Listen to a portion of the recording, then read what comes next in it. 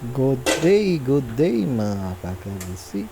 Welcome to my channel, as Father Guy. Another day, another mini vlog. So today's video, ngayon ay magluluto naman tayo ng apritadang manok. Ang gagawin natin ngayon for today, mag-isa naman tayong bawang sibuyas yan. Lagay ko ng ating manok. Pasangkutin lang natin muna yan para mawala ang kanyang lanisa.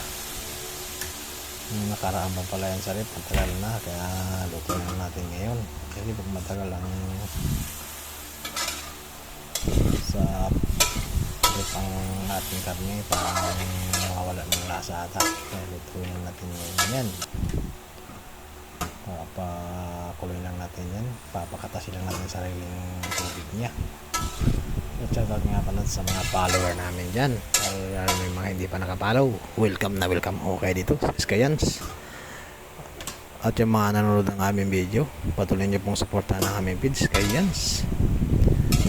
Like and follow naman and share ng aming mga video.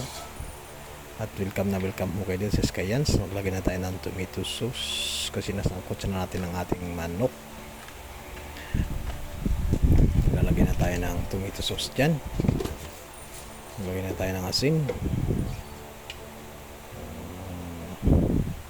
ating paminta. Naglagay din pala ko dyan ng pork cubes,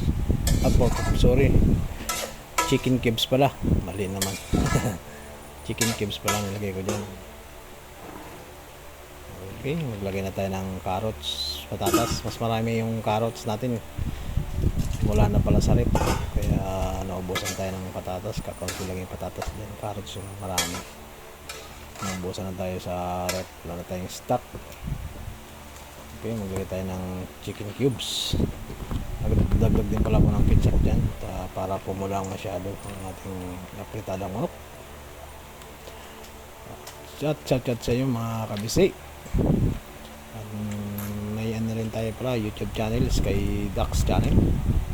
Hindi kayong pumasyal sa aking YouTube channel, marami na rin tayong na-upload dun at monetize na tayo dun. Maraming salamat sa mga follower ko, subscriber pala sa aking YouTube channel, Sky Ducks. At ang aking asawa meron din, may YouTube channel din siya, yan si Me.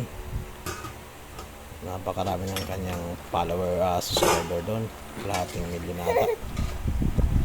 Okay, ang bango ng ating apritada, napakasarap ng mga kakabisi. At shoutout sa iyo Julio Doria, kung gusto mo ng ulam, kumuha ka dito, magdala ka ng lalagyan mo. Baka hindi pa ito napanood, panoorin mo, napakasarap yan, no? Di ba?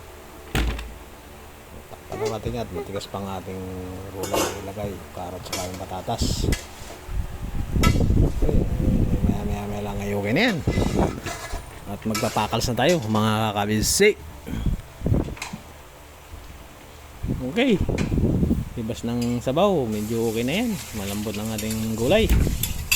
Ano pang hinihintay ninyo mga kakabisi? Mag-ready na kayo ng kanin dyan at sabay nyo kami ngayong umaga. Shoutout sa inyo yung mga follower namin at patuloy nyo supportan ng aming feeds Skayans. Welcome na welcome kayo dito sa aming feeds Skayans po. Okay, pwede na yan, luto na. Diba, ang pula na, pula dun dahil sa nilagay ko sa ketchup. Napakabango mga kabisi. Ulam, amoy pa lang ay ulam na. Wala tayong masyadong maraming nilalagay ng mga dito, mga kompleto, hindi tayo kompleto sa mga gulay. Kaya importante lang dyan ay may maluto tayo at masarap ang ating niluto. Kung anong available lang mga gulay, pwede na yan. Tayo mga Pinoy ay maparaan pagdating sa pagluluto. Kaya okay na yan. Ano pang hinihintay ninyo? Tapos na!